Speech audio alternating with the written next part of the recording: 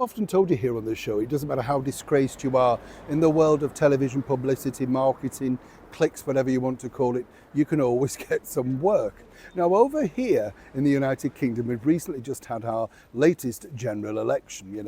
I know in America, I think you've got yours in November, haven't you? And then, of course, you get sworn in, all of that sort of thing in January. It seems to go on forever, these elections and these things, don't they? Thankfully, ours lasted about 6 weeks. And I have to say, our former British Prime Minister, the Right Honourable Rishi Sunak, did a very nice speech. I thought very, very eloquent and just enough, and sidestepped and moved away. Whichever way you look at it, it was very professional. What the bigger thing was over here, particularly at the moment, was on the election night, they had all these TV shows. And I told you, the things like Emily Maitlis fronting one on Channel 4, lowest rated, not done well, obviously. And, Sky News, Kay Burley with 2 suspended presenters, wonderful, picking apart other people's failings. And then the other side of it, over on ITV, you had a former Labour minister attacking a Conservative minister who then tore him apart on air.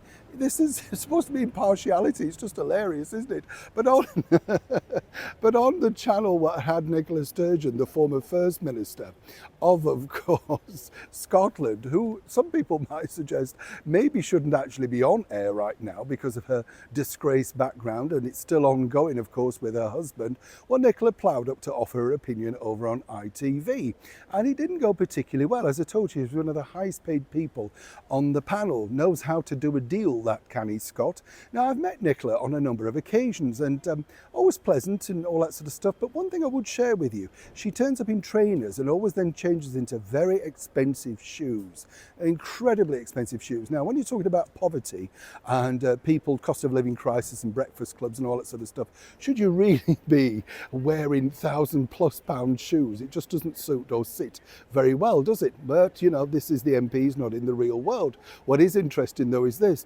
ITV thought she did a good job. Yes, that is the woke channel, ITV. Now, here's where it gets even more interesting.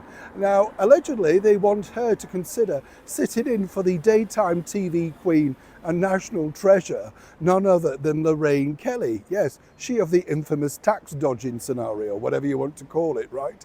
She's not a real person. She's an actress playing the part of Lorraine Kelly. So when she tells like an actress, Celia Imrie, I love your book, we have to assume she's lying. She's just acting. Either way, you get the picture. Moving forward, apparently, they think that she will be a very good guest host over the summer while there's a gap as Lorraine goes on holiday.